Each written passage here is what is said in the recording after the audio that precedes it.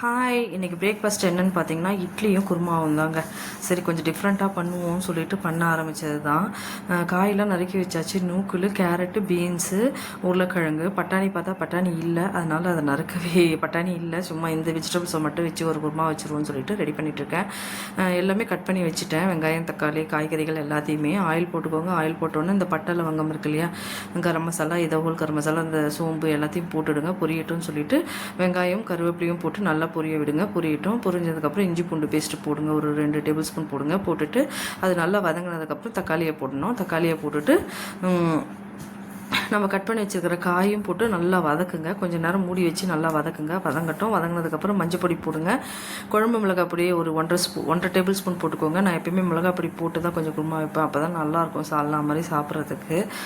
போட்டுட்டு தண்ணி கொஞ்சமாக ஊற்றி காய்கறி நல்லா வேகட்டும், இந்த மசாலாலாம் நல்லா வேகட்டும் சொல்லி மூடி வச்சுருங்க.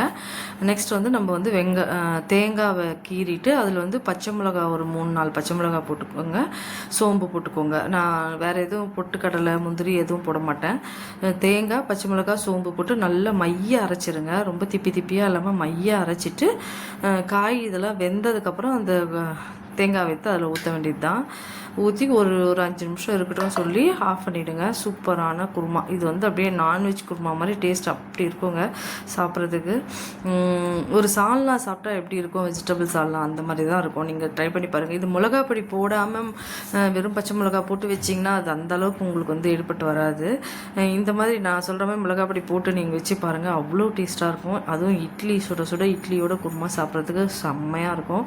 திடீர்னு தோணுச்சு ஃப்ரெண்ட்ஸ், எப்பயுமே ஒரே மாதிரி தோசை, இட்லினா சட்னி, இல்லைனா சாம்பார், இல்லை ஏதாவது மீந்திருக்க லெஃப்ட் ஓவர் குழம்பு தான் மோஸ்ட்லி வைக்கிறோம். அதனால் சரின்னு சொல்லிட்டு இந்த மாதிரி ஏதாவது டிஃப்ரெண்ட்டாக வைப்போம் ஒரு நாளைக்காவது காலையிலேன்னு சொல்லிட்டு இன்றைக்கி காலையில் ஒரு திடீர்னு ஒரு மூட் வந்தது, அதனால் இதை செஞ்சேன். இல்லைன்னா செஞ்சுருக்க மாட்டேன்.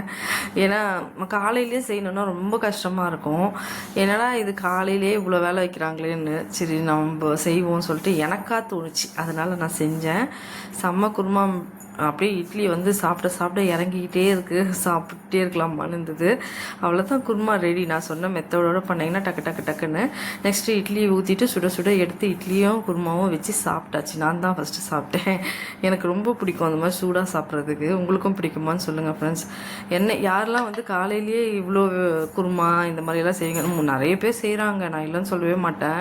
நான் கொஞ்சம் லேசி தான் வச்சுக்கோங்களேன் அந்த விஷயத்தில். காலையில் தானே ஏதோ சாப்பிட்டுக்கலாம், ஏதோ லெஃப்ட் ஓவர் இருந்தாலும் சாப்பிட்டுக்கலாம், இல்லை சட்னி ஒன்று போட்டுக்கலாம்னு சொல்லிட்டு தான் போவேன் மோஸ்ட்லி.